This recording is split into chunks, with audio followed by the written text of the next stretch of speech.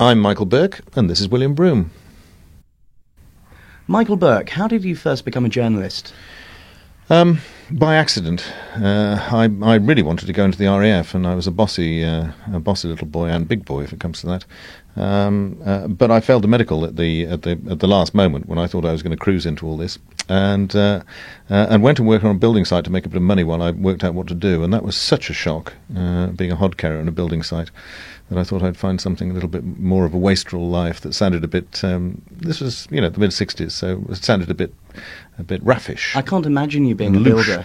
No, I wasn't actually, but I was quite fit at the time, but not fit enough for that, I have to tell you. I've loathed the idea of manual work ever since, and journalism's not really work at all. And I just kind of fell into it, really. I wrote to loads and loads of newspapers, and one of them took me on. So how did you make the move from print journalism to broadcast? Oh, well, I went from a little weekly paper rather smartly into a daily paper, the what was then called the Thomson Organisation, their daily papers in Wales, and then to the Daily Mail. And I don't know. Well, actually, the truth of the matter is, while I was a reporter in Wales, I went to a gas explosion with my spiral-bound notebook, and a couple of people had been killed. And standing on top of the pile of rubble was this extremely smart-looking bloke with all sorts of camera crew and people kowtowing to him. And he had a clipboard rather than a spiral-bound notebook, and he looked so impossibly svelte and generally sophisticated. And it turned out to be John Humphrys, a less svelte and sophisticated person I've never met. But so if you'd never met John Humphrys, do you think you'll be where you are today? I don't know. But I did think that television and broadcasting generally seemed a bit more flashy than newspapers, so I gravitated in that direction. And you became a reporter, and you were the Southern Africa correspondent for a while. And of course, we all remember your reports on Ethiopia. Bob Geldof recently said, if it wasn't for your reports on Ethiopia, perhaps Live Aid wouldn't have taken place. Well, that's kind of him. I suppose not, because he initiated it and he happened to see the pieces on television. But that that just happened to be serendipity and I suppose a good fortune from that point of view. What do you think was the biggest news story you ever reported? Oh, that one, I should think. One of the great things about being a foreign correspondent is that you do have this sort of seat in the front row of history. And there have been lots, but I suppose in terms of unique ownership of a story, I mean, it seems tasteless to talk about it in those terms when it's actually sort of the suffering of millions of people, indeed the death of almost 1 million people.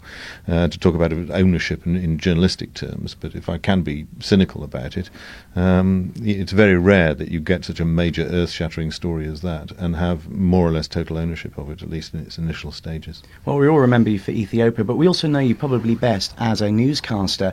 What do you think of people who say that newscasting is just about reading auto cues? Well, I mean, that's what it is, really. The basic job is just reading out loud. The only two qualifications for that is, if you're a journalist with some degree of self-respect, you try to participate in the program creation process beforehand, and the editorial decision making, or contributing to it, and the writing of the program.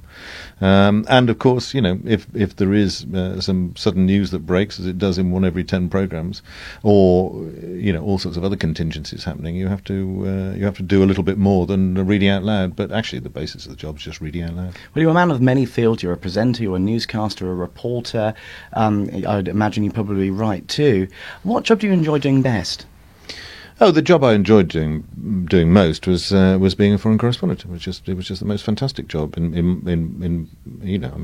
worked in 60 countries, and licensed tourism and very exciting. and you can be there when major events in the world are happening and experiencing that on behalf of lots of other people. There can't be any job that can possibly compare with that. But as a newscaster, you have a habit of missing a number of major events because you seem to be on holiday, like when Diana died. Don't make it out that I'm Don't make out that I'm always on holiday. It just so happens that many of these sort of big events, particularly the death of Diana and the Queen Mother, and indeed September the 11th, happened in sort of holiday periods, and I happened to be on holiday. So not a career-enhancing move, really. So where do you see your career going in perhaps Well, not very 5 far years? if I miss big events like that. I don't know. Well, I mean, in the short run, I'm going to stop doing the 10 o'clock news on a regular basis, so I'll continue with news presentation. I'm going to go back on the road a bit, do some foreign reporting, do a couple of panoramas. I'm doing a series on BBC One, and doing a bit more radio, I think. What I'm hoping to do is diversify a bit and also give myself time to write a couple of books and do a bit of travelling on my own account rather than the BBC's. Well, Michael Burke, thank you very much. Pleasure.